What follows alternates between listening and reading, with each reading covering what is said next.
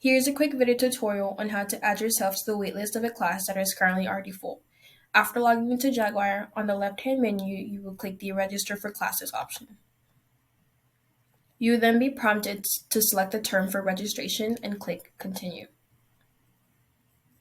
Under the Find Classes option, I am able to enter specific search criteria for the classes I would like to take in the term selected.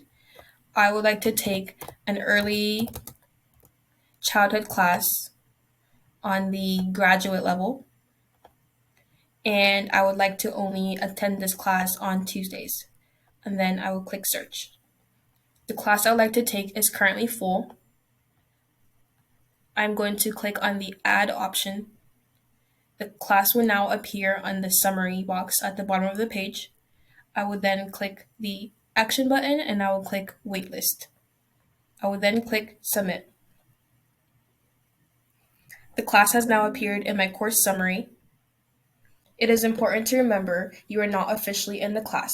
The registrar's office will send you an email confirming you're on the waitlist, as well as let you know when you're offered a seat for the course.